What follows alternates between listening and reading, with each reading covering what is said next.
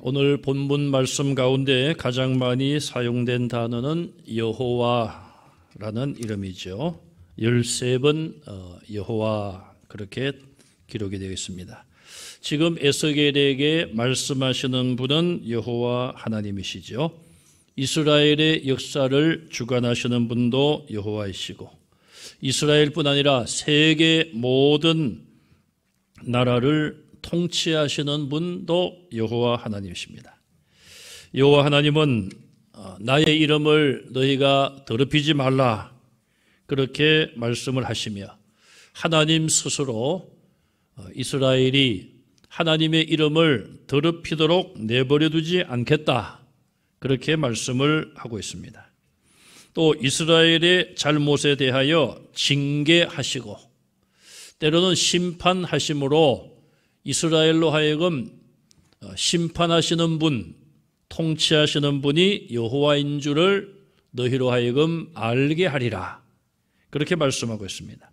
어떤 선지자는 하나님께 간절하게 부르짖었습니다. 하나님 왜 잠잠하십니까? 악인들이 막 일어나는데 왜 하나님 가만히 계십니까? 성경에 그런 표현은 안 나오지만은 하나님을 안 믿는 자들 같으면은 하나님이 죽은 거 아니냐? 하나님이 잠자는 것 아니냐? 자, 그런 마음이 들 정도로 선지자 가운데는 하나님 왜 잠잠하십니까? 좀 저 악한 자들을 좀 멸하여 주십시오. 그렇게 갑갑함을 표현한 선지자들도 없지 않아 있습니다. 그런데 오늘 본문에서는 하나님께서 내가 더 이상 그렇게 하지 않겠다. 그렇게 말씀을 하십니다. 여호와 하나님은 하나님의 존재를 두 가지를 통하여 대표적으로 두 가지를 통하여 하나님의 존재를 사람들에게 나타내십니다. 첫째는 하나님의 말씀에 순종하는 자에게 복을 주십니다. 그 복을 다른 말로 하면은 구원이라 그렇게 말할 수 있어요. 또 반대로 하나님의 말씀에 불순종하는 자들에 대해서는 형벌을 내리십니다. 복이 아니라 벌이에요, 벌. 벌을 내려주시는데 그것은 다른 말로 하면은 멸망이라 그렇게 볼 수 있어요. 자, 하나님의 말씀을 순종하는 자에게는 복을 주시고 그것은 구원이고 또 여러 가지로 적용을 할 수 있습니다. 우리의 기도에 응답을 주시는 것이죠. 그러나 하나님의 말씀에 불순종하는 자는 복이 아니라 형벌을 내리시고 벌을 내리시고 심판을 하시고 결국은 멸망받게 하시는 것이죠. 우리 성도들도 그런 말씀을 할 때가 있지 않습니까? 참 저분은 예수님을 잘 믿어서 하나님이 복을 주셨어. 복의 개념이 여러 가지가 있을 것입니다. 물질적인 것도 복이 될 수 있고 또 건강하신 것도 복이 될 수 있을 것이고 또 자녀손들이 잘 되는 것도 복이 될 수가 있을 거예요. 그러나 어쨌든 그런 걸 다 합쳐가지고 저분은 예수님 잘 믿어가지고 복을 받는다. 그런 평을 받는 분도 분명히 계십니다. 또 반대적인 개념으로 우리가 그렇게 판단해서는 안 되지만은 저 사람은 예수님 잘 안 믿어가지고 믿음 생활 잘못해서 저런 어려움을 겪고 있다. 그런 경우도 없지 않아 있어요. 물론 우리가 사람을 그렇게 판단하는 것 자체가 조심해야 될 일이고 하지 않는 것이 좋아요. 그러나 대부분 어떤 객관적으로 여러 사람들이 생각할 때에 그런 경우들이 있다는 것이죠. 기독교 신앙은 기복 신앙이 아닙니다. 우리가 하나님 앞에 와서 복을 받으려고 예배드리거나 하나님 복 주십시오. 그것이 기독교 신앙이 아니에요. 신앙의 본질이 아니에요. 여러분 중국 식당에 가면은 한문으로 복복자를 써가지고 그냥 붙여두는 것도 아니고 거꾸로 붙여놔요. 거꾸로. 그래서 제가 물어봤습니다. 이걸 왜 거꾸로 붙였습니까? 한 번 더 물어보려고 하다가 한문을 잘 모르십니까? 중국 사람들이 한문을 모를 리가 있습니까? 그랬더니 대답하시는 말씀이 복이 위에서 쏟아지라고 거꾸로 붙였대요. 이건 무슨 항아리도 아니고 그렇게 하면은 위에서 쏟아지라고. 위라는 말까지 맞는데 위에 계신 하나님이 부어주시는 것이지 복복자를 거꾸로 붙여가지고 복이 위에서 쏟아진 것 같으면 뭐 복복자로 집에 가서 다 도배를 해서 거꾸로 붙여놓으면 되겠죠. 우리 기독교 신앙의 본질은 복을 받기 위한 건 아니에요. 우리가 하나님 말씀대로 살면 하나님의 약속대로 하나님의 뜻대로 우리에게 복을 주시는 것이지, 그래서 우리는 계산적으로 믿음 생활하는 것이 아닙니다. 계산적이라는 것은 뭡니까? 장사할 때에, 사업할 때에 내가 이만큼 투자를 하고 이만큼 시간을 투자하면 내가 얼마를 남는다. 이거는 사업이고 장사고 이익을 남기기 위한 거예요. 신앙생활은 그게 아니잖아요. 내가 하나님께 이만큼 헌금하면은 이만큼 복을 주시고, 내가 시간을 이만큼 드리면은 이만큼 복을 주시고, 그런 계산이 아니에요. 성경을 보십시오. 복을 받은 분들, 계산하고 복을 받은 사람은 아무도 없어요. 계산하는 사람은 어떻게 계산하느냐? 어떻게 하면 내가 좀 더 이익을 챙길까? 하나님께 헌신할까? 그런 계산이 아니라 어떻게 하면 좀 내 것으로 만들까? 이런 계산하다가 다 멸망했어요. 진정한 믿음은 그런 계산에서 나오는 것도 아니고 복을 구하는 기복신앙이 아닌 거예요. 그런데 하나님은 분명히 이미 구약시대 때부터 이스라엘 백성들을 통해서 오늘 우리에게까지 주시는 말씀은 하나님의 말씀대로 계명을 정말 지키고 진실한 믿음을 가지고 행함 있는 믿음으로 살면 하나님께서 복을 주신다는 거예요. 그 복이 땅에서의 복일 수도 있고 또 영적인 신령한 복일 수도 있고 천국의 영생의 복일 수도 있는 거예요. 어쨌든 하나님이 약속하신 복은 여러 가지가 있고 또 무한정입니다. 무한정. 그런 은혜와 복을 우리에게 주시는 것이고, 반대로 하나님 말씀대로 살지 못하면 그런 복이 아니라 오히려 하나님의 형벌을 피할 수가 없고 그가 행한 대로 보응을 받을 수밖에 없어요. 하나님은 공의로우신 분이기 때문에 자신이 말씀하신 것, 자신이 기준으로 주시고 약속하신 것은 반드시 그대로 지키시는 분이에요. 오늘 본문 말씀 속에서도 그런 것들을 우리가 볼 수 있어요. 본문 바로 앞에 32절에 이스라엘 백성들이 그렇게 스스로 말했죠. 자기들이 이방인 족속과 같이, 여러 나라 족속같이 되어서 우상을 우리가 경배하리라. 그렇게 그들이 말을 했지만 하나님 말씀하시기를 너희 마음에 품은 것을 결코 이루지 못하리라. 하나님이 막으시겠다는 거예요. 하나님의 백성들이 이방인들과 똑같이 되어서 그들이 섬기는 우상을 자기들도 거기 절하고 예배하고 마음을 다짐했지만 하나님께서 그것을 내가 막겠다. 그렇게 말씀을 하신 거예요. 그러면서 33절에 뭐라고 말씀하십니까? 내가 나의 삶을 두고 맹세한다. 우리라고 말하면은 내 생명을 걸고 맹세한다 이거예요. 우리 생명을 걸어봐야 뭐 잘해야 90년, 100년 사는 생명인데 하나님은 영원하신 분이에요. 하나님이 하나님의 삶을 두고 하나님의 생명을 두고 맹세하신 거예요. 그러면서 하시는 말씀이 뭡니까? 내가 너희를 반드시 다스릴지니라. 너희가 보기에 내가 너희를 그냥 내버려 두고 통치하지 않는 것처럼 여겨질지 모르지만 이제부터는 내가 통치한다. 그러면서 뭐라고 말씀하십니까? 33절 하반절에 능한 손과 편 팔로 분노를 쏟겠다. 능한 손, 전능하신 하나님 그런 뜻이에요. 능한 손, 못하는 일이 없는 손, 편 팔, 팔을 펴시는 거예요. 팔을 폈다는 이 의미는 하나님이 일하신다는 거예요. 가만히 계시지 않고 팔을 펴서 우리를 붙잡아 주시고 모든 일들을 이끌어 가신다는 거예요.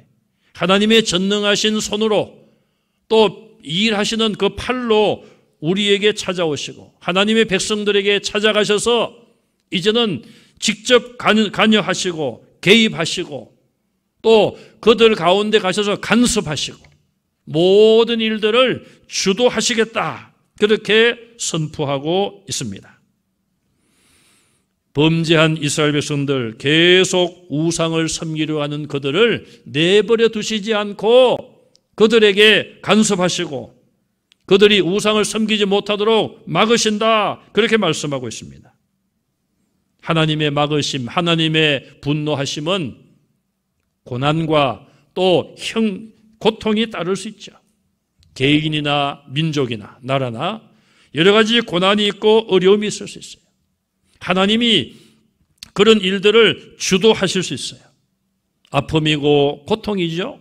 그러나 하나님께서 그들로 하여금 깨닫게 하시고 하나님께 돌아오게 하시려는 사랑의 표현으로 우리는 기억해야 됩니다. 코로나19 이 바이러스, 정말 우리는 과거에 경험해보지 못한 그런 시대를 살아가고 있습니다. 온 세계, 제가 오늘 통계를 보니까요, 세계 240, 50나라가 되는데 185개국 나라가 이 코로나에 감염되어 있어요. 그러니 웬만한 나라는 다 지금 코로나19 바이러스 때문에 어려움을 겪고 있습니다. 여러분, 우리가 아직도 이 바이러스가 사람의 실수로 중국에서 실험실에서 이렇게 잘못 취급을 해서 나왔다. 그 원인이 있겠죠. 시작된 원인은 분명히 있을 것입니다. 어딘지 몰라도 우리가 추측만 하는데 중국에서 시작되었다. 다들 대부분 그렇게 생각은 하죠. 그러나 그것이 중요한 것이 아니라 중국에서 시작되었다 하더라도 세계 185개국에 수많은 사람이 이 병에 걸리고 또 많은 사람이 지금 죽고 미국을 보니까 10만 명 넘었죠. 사망자가 10만 명이 넘었어요. 왜 이렇게까지 되는가? 그럼 하나님께서는 이 일에 전혀 무관하신가? 그냥 사람들이 실수하고 사람들이 잘못하여 그냥 어떻게 하다 보니까 이렇게 된 것인가? 우리는 아직도 그런 생각을 가지고 있으면 안 됩니다.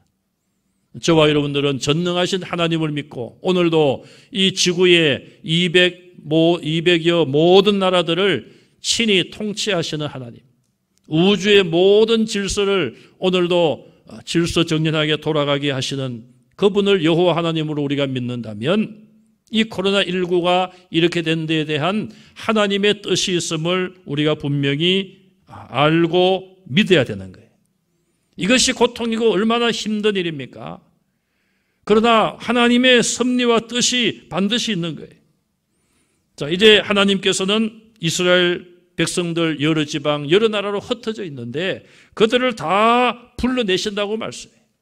불러내서 광야로 이끌어 간다. 그리고 그 광야에서 내가 심판하리라고 그랬어요. 35절에 보시면은 여러 나라 광야에 이르러 그렇게 말씀을 하고 있는데 다른 번역을 보니까 민족의 광야에 이르러 거기서 심판하리라. 민족의 광야라는 말씀이 나와요. 자, 그러면 이 말씀을 이스라엘이 받았는데 이스라엘에게 있어서 민족의 광야는 어디입니까? 모세 때에 애굽에서 해방되어 나와서 가나안에 가기까지 40년 동안 그들이 광야를 거치면서 광야에서 생활했습니다. 그곳이 바로 민족의 광야예요. 이스라엘은 모세가 그들을 이끌고 광야의 40년을 지나면서 새로운 민족으로 태어났습니다. 거듭났다 그 말이에요. 그래서 그들은 홍해바다를 건넌 것을 세례받은 것에 비유하고 있어요. 세례받은 것에 비유하고 있어요. 우리가 세례는 새 사람이 되었다. 거듭남을 거듭남의 인치는 표다. 그렇게 볼 수 있어요. 옛사람은 벗어버리고 새 사람으로 되는 것이 세례의 의미예요. 이스라엘 민족이 홍해바다를 건너면서 그 위에 물로 세례를 받은 것은 아니지만 비유적으로 상징적으로 세례를 받은 것이다. 그렇게 신학적으로 해석을 해요. 홍해바다를 건너고 또 그들이 광야의 40년을 지나면서 원망하고 불평하는 세대들이 다 형벌을 받고 광야에서 대부분 죽었습니다. 그리고 그들은 새로운 하나님의 백성으로 거듭나서 가나안 땅에 들어가게 된 거예요. 이처럼 광야는 하나님의 심판을 통하여 하나님의 백성들이 새로워지는 것을 의미하고 있습니다. 자, 이처럼 광야에 와서 이제 하나님이 그들을 심판함으로 새로운 피조물, 또 멸망받을 자들을 구분하는데 37절에 보니까 막대기 아래로 지나가게 하리라. 이 막대기는 다른 번역으로 보면은 목자의 지팡이를 말하고 있어요. 자, 그리고 그 목자의 지팡이 밑으로 사람들을 통과하게 하여서 구분을 하는 거예요. 목자의 지팡이는 어떤 역할을 합니까? 잘못된 길로 가는 양들을 바른 길로 들어서게 하는 징계와 보호를 상징하는 것이 목자의 지팡이에요. 그래서 오늘 본문 37절을 다르게 번역을 하면 이렇게 번역할 수 있어요. 목자가 자기 양들을 하나씩 자기의 양들이 지팡이 밑으로 통과를 시키는 것과 마찬가지로 나도 너희를 하나씩 내 앞에 세워놓고 조사를 한 뒤에 너희가 다시 내 백성이 되어 나와 맺는 계약의 규정대로 살게 만들겠다. 이런 의미예요.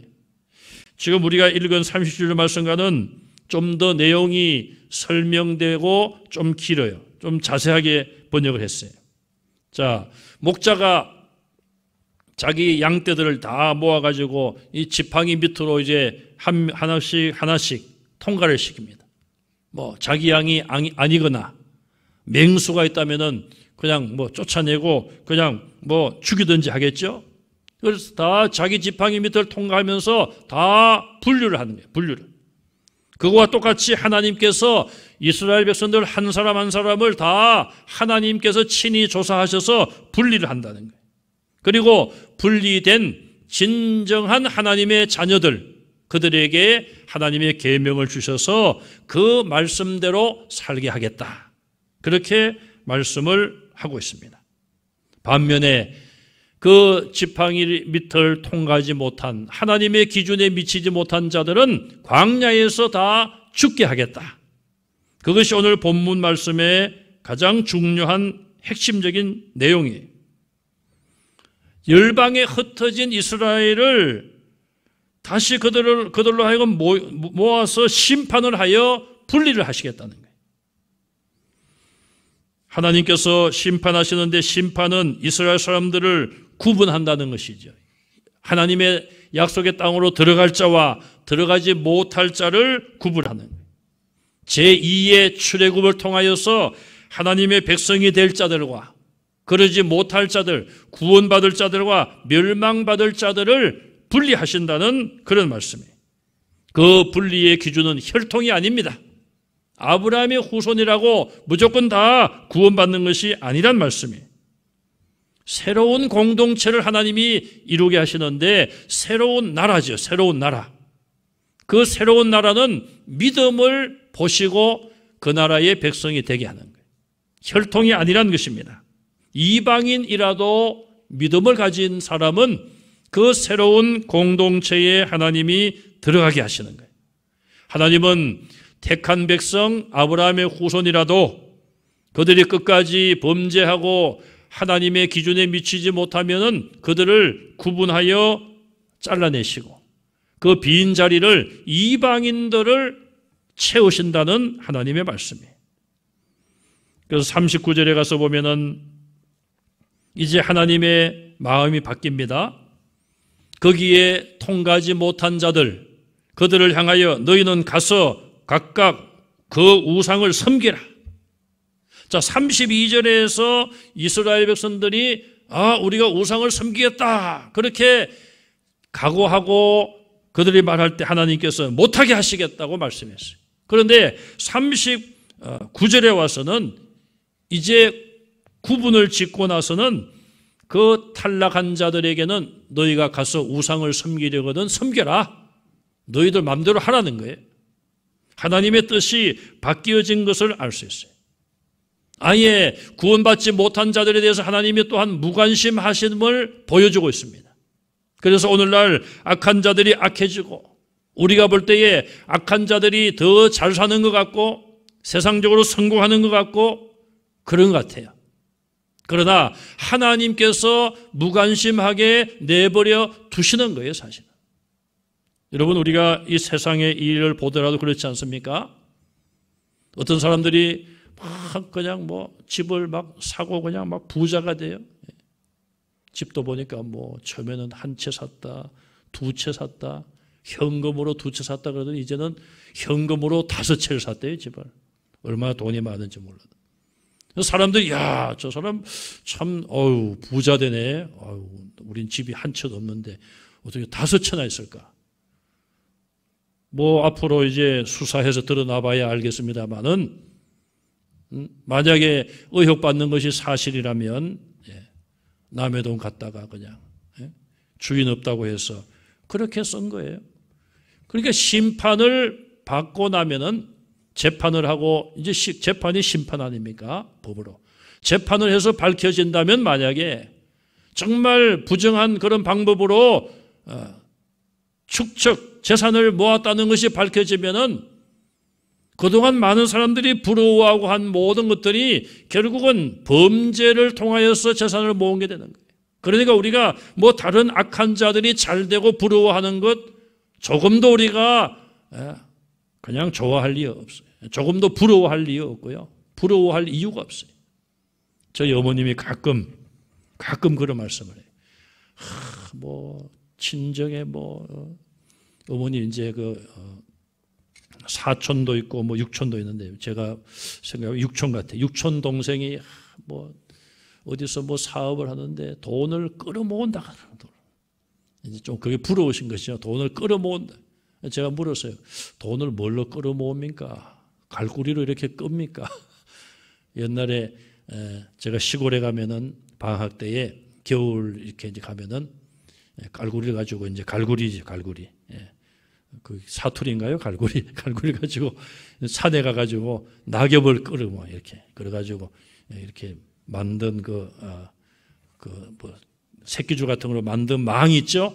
그다가 넣어가지고 그냥 짊어지고 와서 이제 불 떼고 이제 옛날에 그렇게 살았잖아요. 제가 어머니 보고 어머니 돈을 갈고리로 끌어모으니까 그건 잘 모르겠대 안 봤어. 뭐 그 사람이 열심히 일하고 성실하게 해서 뭐 돈을 모을 수 있겠죠. 그러나 우리가 너무 어떤 세상에 있는 사람들, 특히 예수님 안 믿는 사람들, 뭐 잘 되고 뭐 부자 되고 뭐 돈 벌어가지고 집을 몇 채 사고 그 부러워하지 마세요. 하나님 앞에서 우리가 바르게 살아야 되고 또 이 세상의 법도 다 우리가 지켜야 되잖아요. 또 세상의 법보다도 하나님 주신 양심의 법을 지켜야 되는 거예요. 그리고 하나님 주신 것을 감사하게 생각하고 그렇게 살고 하나님께 감사하고 기쁨으로 살면 되는 거예요. 그러면 하나님이 그 마음에 기쁨과 구원의 감격과 즐거움을 주시는 거예요. 그러면서 뭐 이 세상에서 조금 힘들게 살더라도 우리의 고향은 여기가 아니잖아요. 여기서 잘 살다가 영원한 나라 가서 잘못 살면 어떻게 되겠어요? 그러니까 조금도 그런 거 염려하지 마시고 하나님이 그냥 내버려 두시는 거예요. 하나님이 하나하나 다 재판하시고 다 판단하시고 거기에 해당되는 값을 하나님이 다 치르게 하시고 다 보응하신다면 이 세상에 누가 살아남겠어요? 그래서 하나님의 사랑과 하나님의 인내라고 생각하시고 조금도 그런 일에 대해서 우리가 부러워하지 않는 성도들이 되시기를 간절히 바랍니다. 자, 이처럼 하나님께서는 아예 구원의 길에 들어서지 못한 자들은 내버려 두시는 거예요. 그냥 우상을 섬기든 말든 그냥 내버려 두는 거예요. 그리고 지금도 세상을 보십시오. 얼마나 부패합니까? 소돔과 고모라성 사람들이 보면은 죽었다가도 깨어날 그런 악을 지금 범하고 있지 않습니까? 참 하나님의 섭리가 오묘해요. 이 코로나19를 통해서 신천지를 그냥 드러나게 하시더니만 또 저 이태원에 또 우리가 뭐 알지도 못하던 그런 일들도 드러나게 하시고 그러니 소돔과 고모라 성보다도 훨씬 부패한데 하나님 왜 소돔 고모라 성은 유황불로 심판하시고 왜 지금은 버려두십니까? 하나님이 버려두시는 거예요. 그 대신에 하나님의 기준에 맞는 사람들 하나님께서 그들에게 뭘 요구하십니까? 나를 예배하라. 내게 재물을 가져와라. 하나님의 요구예요. 내가 너희를 받아주겠다. 여기 보시면은 하나님께서 우리에게 예배를 원하시고 40절, 41절에 제물이 아니라 그들을 예물로 요구하시면서 내가 그들을 기쁘게 받을지라. 그들의 예물만 받으시는 것이 아니라 그들을 받는다는 말씀은 그들 자신과 그들의 모든 드리는 예물도 다 받는다는 것을 의미하고 있어요. 내가 그들을 기쁘게 받을지라. 내가 너희를 향기로 받는다.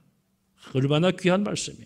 우리가 하나님을 예배하면, 진심으로 예배하면 하나님이 우리 예배를 향기로 받으신다고 말씀하고 있어요.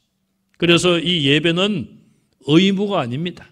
구원받은 자의 특권이에요. 하나님이 저와 여러분들에게 명령하시고 요구하시는 특권이에요. 이 이사야서 앞부분에 보면 하나님 뭐라고 말씀하십니까? 내게 재물을 가져오지 말아라. 나는 더 이상 재물을 받지 않겠다. 이 말씀은 내게 제사도 드리지 말라는 거예요. 이유가 뭡니까? 너희가 내 마당만 바른다. 마음이 없는 형식적인 제사, 재물, 하나님 그걸 거부하시는 거예요. 그러나 정말 하나님 보실 때에 하나님의 자녀로서 하나님 마음을 기쁘게 해드리는 그런 자들에게는 내게 와서 예배하라. 내가 너희들에게 제물을 요구한다. 내가 그것을 향기로 받겠다. 그렇게 말씀하고 있습니다.